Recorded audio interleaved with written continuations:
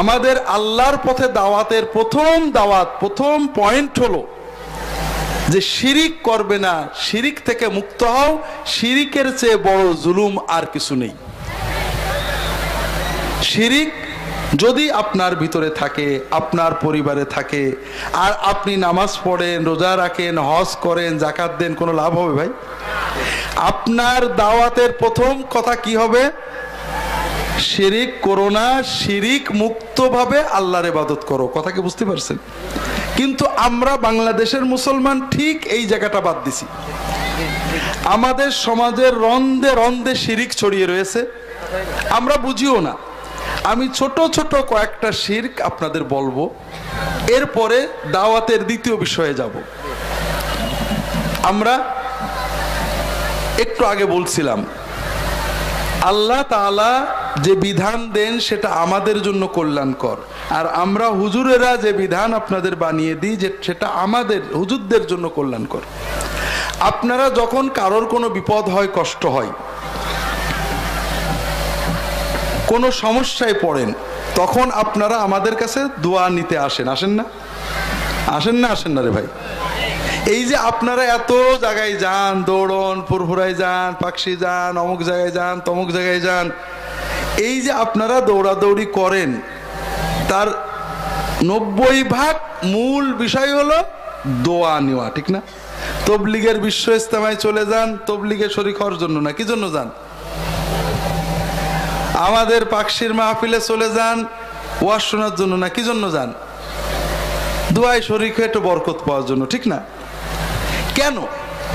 আল্লাহ তাআলা কি পাকশিতে, ফুরফুরায়, বিশ্ব ইজতেমা, টঙ্গীর মাঠে অথবা অন্য কোনো দরবারে বাড়িঘর করে থাকেন নাকি? তো ওদিকে যান কেন? আল্লাহ তো কোরআন কারিমে বলেছেন, ওয়াইজা সাআলাকা ইবাদি আন্নী ফাইন্নী কারীবুন উজিবু দাওয়াতাদ দাঈ ইযা দাআন। আমার বান্দারা যখন আপনার কাছে আমার কথা জিজ্ঞাসা করে, আমি উত্তর দিয়ে দিচ্ছি। আল্লাহ বলছেন আমি বান্দার কাছেই থাকি, নিকটে থাকি, আপনি বান্দার সাথে থাকি। বান্দা যেখানে যে অবস্থায় আমাকে ডাক দেবে আমি সঙ্গে সঙ্গে সাড়া দেব। যে আল্লাহ আপনার সাথে রয়েছেন, আপনার কাছে রয়েছেন, আপনি তাকে ফেলে কেন ছুটে বেড়াচ্ছেন দোয়ার জন্য? তার মানে আপনি মনে করেছেন আল্লাহ আপনার কথা শুনবে না, গুনাহগার হুজুরদের কথা বোধহয় তাড়াতাড়ি শুনবে। এটাই তো কথা, এই কথা তো। এটা হলো সব শিরকের মূল।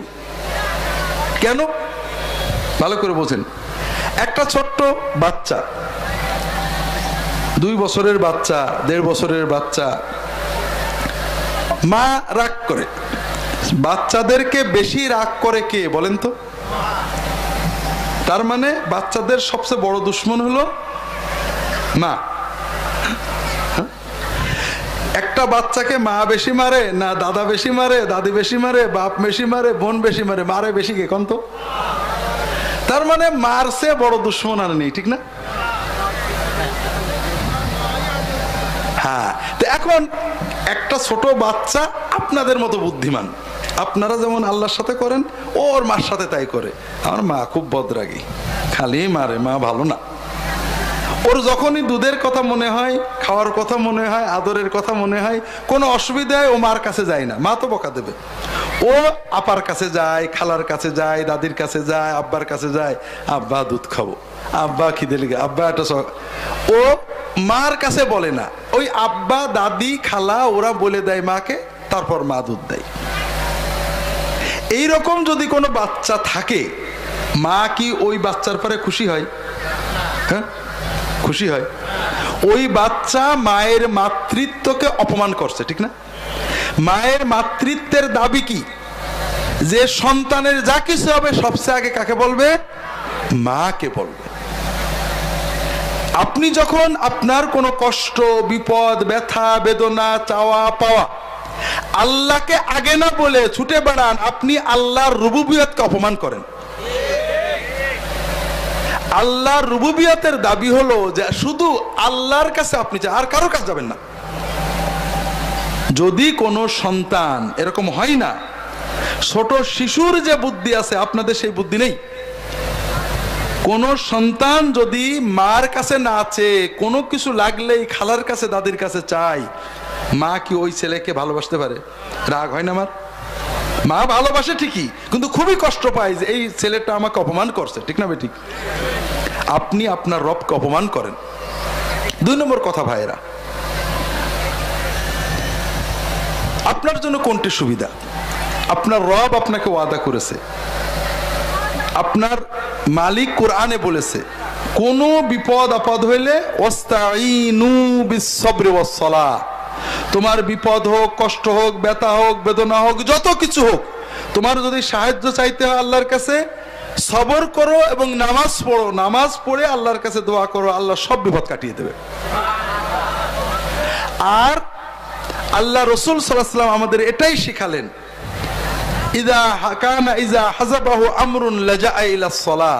যত বিপদ আপদ, টেনশন, উৎকণ্ঠা নবীজি সাল্লাল্লাহু আলাইহি ওয়াসাল্লাম আসতো, তিনি নামাজে দাঁড়িয়ে দিতেন, নামাজের মাধ্যমে দোয়া করতেন।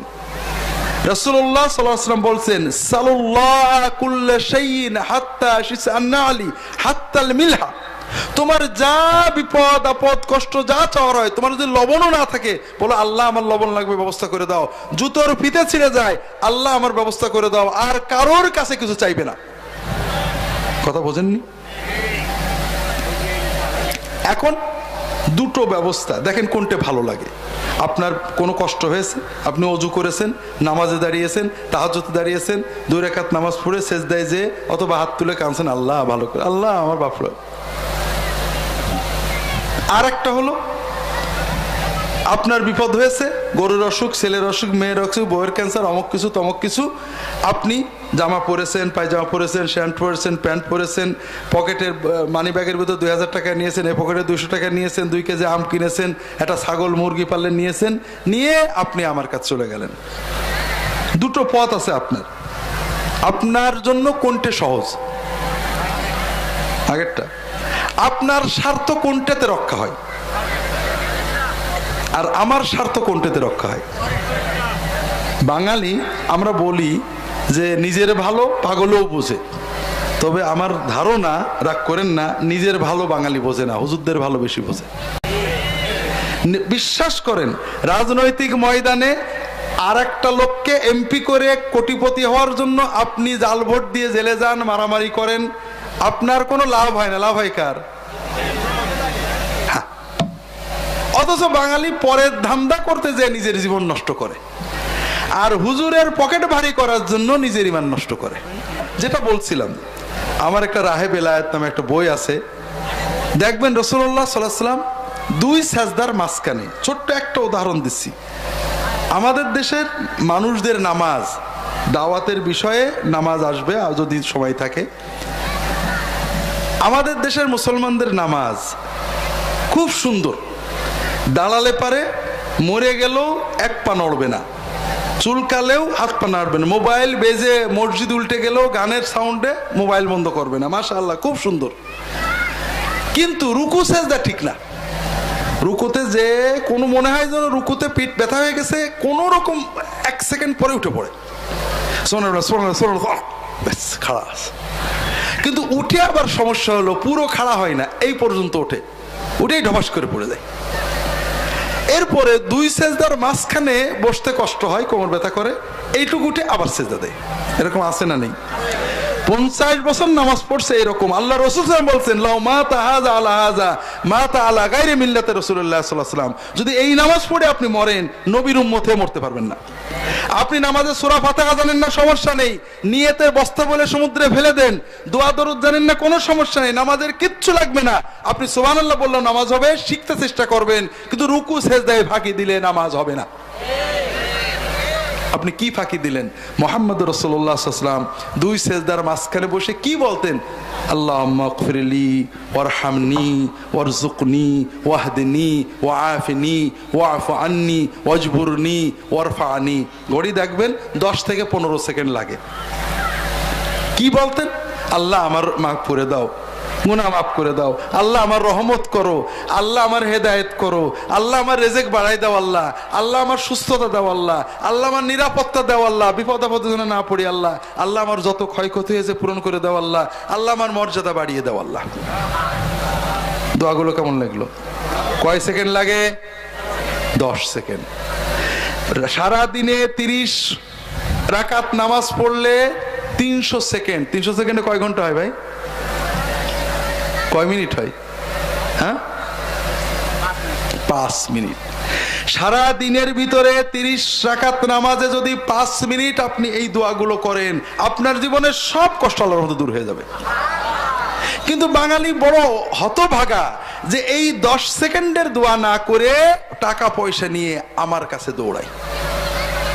আর এটা হলো সব শিরকের মূল। এখানে মূল চিন্তাটাই শিরক। সেটা কি?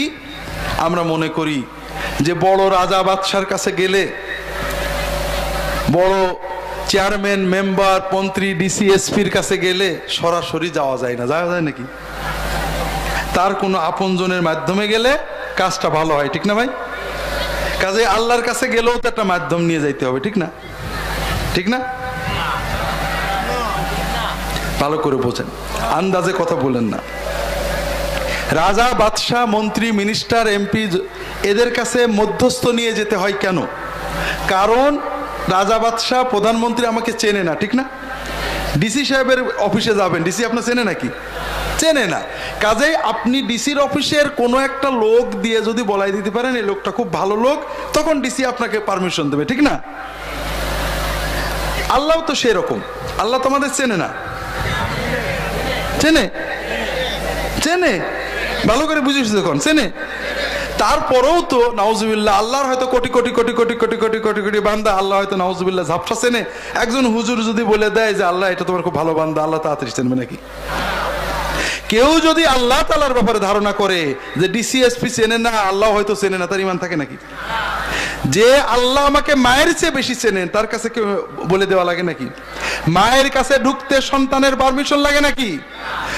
বড় প্রধানমন্ত্রী যদি হয় মা, প্রধানমন্ত্রী 7টা গেট থাকে আর তার পিএস থাকে, ছেলে যখন ঢোকে পারমিশন নিয়ে ঢোকে নাকি? ছেলে আপন না বান্দা আপন? মা সন্তানকে বেশি ভালোবাসে না আল্লাহ তার বান্দাকে বেশি ভালোবাসে? সেই বান্দার কাছে যাইতে কোনো গেট পাস লাগে না ক্রিমিয়া? আর একটা কারণে মাধ্যম লাগে। সেটা কি? সেটা হলো মানুষ জানলেও জুলুম করে, পার্সিয়ালিটি করে, করে না? গ্রামের চেয়ারম্যান বা কমিশনার, মেম্বার উভয় গ্রুপকেই চেনে, কিন্তু বিচার করতে যেয়ে পার্সিয়ালিটি করে ফেলে না? করে না? কিন্তু যদি আপনি চেয়ারম্যান বা কমিশনারের বউকে দিয়ে, শালাকে দিয়ে, শাশুড়িকে দিয়ে অথবা ভাইরাকে দিয়ে একটু সুপারিশ, আমি কিন্তু মা বাবার কথা বলিনি, বলছি নাকি? বলে মুখ নষ্ট করবো নাকি? এখনকার চেয়ারম্যান মেম্বাররা কি মা বাবার কথা শুনে নাকি? বউ, ভাইরা, শালা এরাই তখন বেশি আপন, ঠিক না? হ্যাঁ, তো এরকম বউ, ভাইরা, ভাসুর কি বলে আত্মীয় স্বজন দিয়ে যদি সুপারিশ করানো যায়, দুলা ভাই আমার নিজের লোক একটু খেয়াল রেখেন, তাহলে আর পার্সিয়ালিটি করে না, ঠিক না? আমার কথা কি বুঝেছেন? তো আল্লাহ তো এরকম। হ্যাঁ, আল্লাহ আমার চেনেন বটে, আল্লাহ জানেন আমার কতটুকু দোষ গুণ, আমার কি দরকার, তারপরে নাউজুবিল্লাহ আল্লাহ তো পার্সিয়ালিটি করতে পারে নাকি? কেউ যদি মনে করে দুনিয়ার মানুষের মতো আল্লাহ জালেম, পার্সিয়ালিটি করতে পারে, হুজুর বলে দিলে আল্লাহ সাইজ হবে, এই ঈমান থাকে নাকি? হুজুর লাগে কি জন্য? শিখতে, আল্লাহর কি করে ডাকবো, কোন দোয়া করব, কোন ভাবে ইবাদত করলে আল্লাহর ইবাদতে মজা পাবো, আল্লাহ দোয়া কবুল করবে, শেখার জন্য লাগে। যেটা আমার জানা নেই, কোরআন হাদিস যে পড়েছে তার কাছে শিখতে হয়, যে ইবাদত করেছে তার কাছে শিখতে হয়। ডাকার জন্য যদি কারোর মধ্যস্থ লাগে মনে করেন, দোয়া করবেন আর এক জায়গায় যাইতে হয় মনে করেন, ঈমান থাকে না। সমাজের রন্ধে রন্ধে শিরক ছড়িয়ে গেছে, আমরা সবাই শিরকের ভিতরে চলে যাচ্ছি ভাইরা। মা সন্তান 1 বছর 2 বছরের সন্তান কখনো মার সাথে কাউকে শিরিক করে না, করে নাকি? মা মেরেছে অনেক, এই জন্য মার বাদ দেখার কাছে যায় নাকি? দেখছেন কখনো? ভাইরা আমাদের বানানো সিস্টেম বোঝেন, শিরক কিভাবে আসে, অথবা বিভিন্ন রকমের কুসংস্কার। আপনি বিপদে পড়েছেন, আল্লাহ রসুল সাল্লাল্লাহু আলাইহি ওয়াসাল্লাম বলছেন দোয়া ইউনুস পড়েন, বেশি দোয়া ইউনুস পড়ে আল্লাহর কাছে কান্দেন তাহাজ্জুদে উঠে, আপনি পারতেন। কিন্তু আমি আপনার বলে দিলাম 1.25 লাখ লাগবে, 1.25 লাখ শুনেই তো আপনি শুয়ে পড়েছেন, ঠিক না? যাও তো হবে না। কি করতে হবে জানি না আপনাদের দেশে কি নিয়ম আছে, বাংলাদেশের বিভিন্ন জায়গায় নিয়ম আছে। 40 জন আলেম ডেকে আনতে হবে, 40 জন আলেম ডেকে এনে দোয়া ইউনুস পড়ে খতম করে দোয়া করতে হবে। সেটা কেমন? দোয়া ইউনুসে আমরা কি বলি? লা ইলাহা ইল্লা আনতা সুবহানাকা ইন্নী কুনতু মিনাজ জালিমিন। তার মানে আল্লাহ তুমি ছাড়া কোনো মাবুদ নেই, বিপদে ডাকার মতো, বিপদ থেকে তরানোর মতো কেউ নেই, আমি আল্লাহ অন্যায় করে ফেলেছি, মাফ করে দাও, বিপদটা কাটিয়ে নাও। কথা কি বুঝতে পেরেছেন? কারণ আমরা বিশ্বাস করি বিপদ আসে আমাদের বদ আমলের কারণে, অন্যায়ের কারণে। কষ্ট দেন আল্লাহ, বিপদ দেন যেন আমরা ভালো হয়ে যাই। আমরা যখন বলি আল্লাহ অন্যায় করে ফেলেছি, বিপদ তুলে নাও, তখন আল্লাহ বিপদ তুলে নেন, ঠিক না? যেমন মা একটা ছেলেকে বলে আর তো ভাত দেবো না, যা চলে যা, ছেলের সঙ্গে সঙ্গে চলে যায়, ঠিক না? না আসে মাছ জড়াই ধরে। হ্যাঁ, ছেলেকে যখন মা বলে দাদা তোর আর খাদ্য না, দূর হয়ে যা, মরে যা, চলে যা, চাচার বাড়ি চলে যা, মারা রাগ করে না? করে না? ছেলের সঙ্গে সঙ্গে চলে যায় নাকি? যে চাচার ধরে নিয়ে আসে, মার একটু বলে দাও নাকি? কি করে? মার কাছে জড়াই ধরে, ঠিক না? মা যখন বলে ভাত দেব না, তখন মার এইটা উদ্দেশ্য না যে ছেলেকে কোনদিন ভাত দেব না, মার উদ্দেশ্য ছেলে একটু নরম হয়ে আমার কাছে আসুক। কথা বোঝেননি? আল্লাহ যখন আমাদের বিপদ দেন, আল্লাহর কখনো ইচ্ছা না আমাদের ক্ষতি করার। আল্লাহ চান যে বান্দা আমার ডাকুক, ওর মনটা আমার দিকে আসুক, ওর মনটা ভালো হোক, ও মুত্তাকি হোক, ও আল্লাহর ওলি হয়ে যাক, আমার বিপদের মাধ্যমে ও আমার দোস্ত হয়ে যাক। আমি যখন বলি আল্লাহ অন্যায় করে ফেলেছি, আমি জালেম, আমি অন্যায় করেছি, আল্লাহ আল্লাহ মাফ করে দাও, আল্লাহ আমার শুধু বিপদই কাটান না, আমার এই দোয়ার মাধ্যমে আমি আল্লাহর ওলি হয়ে যাই। ভাইরা, আমরা কি করি? আমার অন্যায় হয়েছে, আমার বিপদ হয়েছে, গরুর অসুখ হয়ে গেছে, ছেলের অসুখ হয়েছে, বিপদ হয়েছে, কাটছে না। 40 জন হুজুর আসছেন, 40 জন হুজুর কি বলছেন? লা ইলাহা ইল্লাল্লাহ, লা ইলাহা ইল্লাল্লাহ, লা ইলাহা ইল্লাল্লাহ। তার মানে 40 জন হুজুরই বলছে আল্লাহ আমি জালেম, আল্লাহ আমি জালেম, আল্লাহ আমি জালেম, ঠিক না? আপনি বলছেন নাকি? যখন আমি নিজেও যখন যাই মানুষের বাড়িতে দোয়া করার জন্য, আমি লক্ষ্য করি বাড়ির লোকেরা দোয়ায় শরীক হয় না। আপনারা দেখছেন? তাহলে 40 জন হুজুর বলছে আল্লাহ আমি জালেম, আল্লাহ আমি জালেম, আল্লাহ আমি জালেম, আর একমাত্র যে জালেম না খাঁটি আলেম সে বাড়িওয়ালা। এটা কি দোয়া ইউনুস পড়া হলো না আল্লাহর সাথে আর কি বলা হলো? ভাই, লাভ হলো যেটুক আমাদের, খাওয়া দাওয়া হাদিয়া তোফা যাই হলো, কিন্তু আপনার কোনো লাভ হয়নি। আপনার লাভ যেটা আল্লাহ আল্লাহ রাসূল সাল্লাল্লাহু আলাইহি ওয়াসাল্লাম আপনাকে বিধান দিয়েছেন। আপনি কাঁদতে থাকেন, আল্লাহর কাছে দোয়া ইউনুস পড়েন, কান্দেন, দোয়া করেন, আলেম ওলামাদের খাওয়াতে পারেন, মাদ্রাসায় দান করতে পারেন, আল্লাহ তোমার মাদ্রাসায় দান করেছি কবুল করে নাও, আল্লাহ বিপদ কাটিয়ে দাও। আপনার চাওয়া পাওয়া সব হবে কার কাছে? আল্লাহ গুনাহগার না, কাফেরের দোয়া শোনেন, আল্লাহ কোরআনে বলেছেন। এই যে শিরকের ছড়াছড়ি সমাজে, এ থেকে নিজেদেরকে বাঁচাতে হবে। আল্লাহ কোরআনে কি বললেন? ওই ছোট্ট বাবুকে, ছোট্ট বাচ্চাকে লোকমান আলাইহিস সালাম শেখাচ্ছেন, বাবা শিরিক করো না, লা তুশরিক বিল্লাহ ইন্নাশ শিরকা লাযুলমুন আযীম। শিরিক হলো সবচেয়ে বড় জুলুম। কেন? শিরিক জুলুম 3 রকমের। প্রথম হলো আল্লাহর উপরে জুলুম, আল্লাহর সাথে অন্যায় করলাম।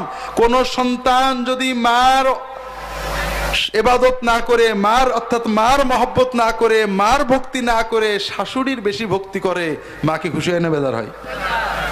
মায়ের সাথে শিরিক করেছে, ও মার জায়গায় আরেক নকল মা বানাইছে, ঠিক না? ঠিক তেমনি আল্লাহর ইবাদত না করে, অর্থাৎ আল্লাহ আমাদের সৃষ্টি করেছেন, রিজিক দিয়েছেন, হায়াত দিয়েছেন, মউত দিয়েছেন, আল্লাহর উপর ভরসা না করে হুজুরের উপর ভরসা করলেন, আল্লাহকে না ডেকে আমাকে ডাকলেন, আল্লাহর ইবাদত না করে আরেকজনের করলেন, আল্লাহকে সেজদা না করে আরেক জায়গায় সেজদা করলেন, আল্লাহর উপর নির্ভর না করে আরেকজনের উপর নির্ভর করলেন, আল্লাহকে মানত না দিয়ে দরগা মাজারে মানত দিলেন, আল্লাহর সাথে শিরিক করলেন, আল্লাহর সাথে মহা অন্যায় আচরণ করলেন। 2 নম্বর হলো শিরিক নিজের উপরে জুলুম, সবচেয়ে বড় মহা জুলুম নিজের উপরে। আল্লাহ কোরআন কারিমে বলেছেন, দরাবাল্লাহু মাসালান রাজুলান ফিহি শুরাকা ও মুতাশাকিসুনা ওয়া রাজুলান সালামান লিরাজুলিন হাল ইস্তাওয়ায়ানি মাসালা। একজন চাকরের একটা মালিক আর একজন চাকরের অনেক মালিক, কোন চাকর ভালো থাকবে? বুঝতে পারেননি? যারা শিরিক করে তাদের অন্তরের মালিক অনেক।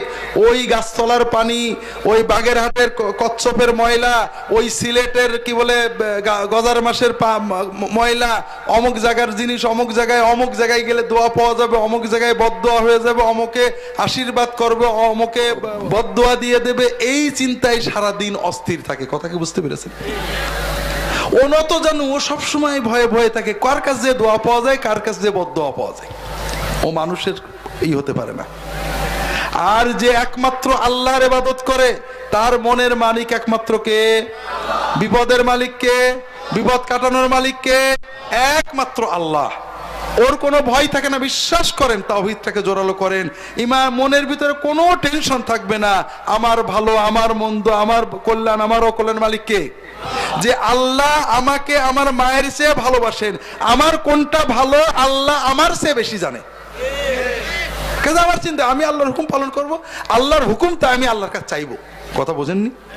আল্লাহ যেটা দেবে আমার ভালোটাই দেবে, এতে কোনো সন্দেহ নেই। এই জন্য তাওহীদ আমাদেরকে পরিপূর্ণ মানুষ বানায়, আর শিরক আমাদের মনুষ্যত্ব নষ্ট করে। এই জন্য যারা শিরকে লিপ্ত তারা বড় একটা গাছতলা দেখলে সেখানে ঢুকে পড়ে, বড় একটা গাছতলায় দরগা বানিয়ে নেয়। যা বড় একটা যদি শোনে আর কোথাও অলৌকিক কাজ হয়েছে, অমুক নিম গাছ থেকে মিঠা পানি পড়ছে, বাপরে বাপ, বেটা বেটি ভাঙে। ঠিক না বেঠিক? ঈমান থাকলে কেউ ছোটে না। নিম গাছে মিঠা পানি কি নিম গাছের ক্ষমতা না আল্লাহর ক্ষমতা? মুসলমান বলে সুবহানাল্লাহ, আল্লাহ তুমি কত কিছু পারো, আমি তোমার কাছে যাই। আমাদের শ্বশুরবাড়ি ইন্ডিয়াতে যাওয়ার পথে বনগাই এক ভাইয়ের একটা গরুর বাছুর হয়নি, দুধ হচ্ছে। বনগাঁ হিন্দু এলাকা, হিন্দু মহিলারা আসছে, গরুর গোবর নিয়ে যাচ্ছে, ধুয়ে পানি নিয়ে যাচ্ছে, ভক্তি করছে, আর নমস্কার করে করে বলছে যে মা মা তুই আর জায়গা পেলি না মা, নেড়ের বাড়ি আসলি মা। কথা বোঝেননি? কারণ তারা মনে করেন এই গরুর বাছুর হয়নি, দুধ হচ্ছে মানে গরুর ভিতরে দেবত্ব চলে আসছে, ঐশ্বরিক ক্ষমতা চলে আসছে। আর মুসলমান কি বলে? মুসলমান বলে সুবহানাল্লাহ, এই গরুর কিচ্ছু নেই, আল্লাহ দেশে ও গরু গরুই আছে, ও জবাই করে খেলে ওর গোশতই পাওয়া যাবে, আর কিছু পাওয়া যাবে না। আমার পীর সাহেবের কাছে এসে একজন বলছে যে এই মুরগিতে বাঘ দিচ্ছে হুজুর, কি করব? মুরগিতে কি করছে? মরগের মতো বাঘ দিচ্ছে। বলে তাড়াতাড়ি জবাই করে খেয়ে ফেলোকে যাও। আর এটা যদি কোনো শিরকপন্থী পাইতো, ওরে বাবা, লোক দেখার জন্য ভরে যেত, দেখা যেত মুরগির গু পর্যন্ত সাফ হয়ে গেছে। কথা বুঝেননি তো ভাই? এই জন্য শিরক মানে আপনি মুরগির গুয়ের চেয়ে অধম, আপনি মুরগির গু খান। মুসলমান আমি নিজে দেখেছি কচ্ছপের ময়লা মাখছে। লা হাওলা ওয়ালা কুওয়াতা ইল্লা বিল্লাহ। যে মুসলমানকে আল্লাহ তাওহীদ দিছিলেন, আপনার ভালো মন্দের মালিক কে? এই জন্য শিরক আপনার নিজের উপরে জুলুম, এবং শিরক সমাজের উপরে জুলুম। যে শিরক করে সে দুর্নীতি করে। কি জন্য? যে বিশ্বাস করে যে আমার আল্লাহর সামনে দাঁড়াতে হবে, কেউ আমাকে তরাই নিতে পারবে না, সে পাপ করতে পারে না। পাপ করলে তার অন্তর বাধা দেয়, আল্লাহ দেখছে। আর যে মনে করে আমার হুজুর, অমুক হুজুর বুজুর্গ, নবী, ঈসা মসি, উজায়ের, অমুক দেবতা আমার তরাই নেবে, সে অন্যায় করে আর হুজুরের হাদিয়া দেয় বলে হুজুর আমার তরাই নিয়ে যাবে। এই জন্য দেখবেন সবসময় সমাজের দুর্নীতিবাজ তারা সবসময় এই ধরনের শিরিকের ভিতরে যায়, অনেক দুর্নীতি করে, আর কোন হুজুরের কাছে কিছু হাদিয়াতে 2 কোটি টাকা মারিং করে 1 লাখ টাকা হুজুরের দিয়ে আসে। কথা বোঝেননি? সমাজের জন্য, জাতির জন্য, দেশের জন্য, বিশ্বের জন্য, ব্যক্তির জন্য সবচেয়ে বড় মহা জুলুম হলো শিরক করা। এটা হলো আল্লাহর সাথে বান্দার সম্পর্ক। এটা ইসলামী দাওয়াতের প্রথম কথা। দ্বিতীয় কথা হলো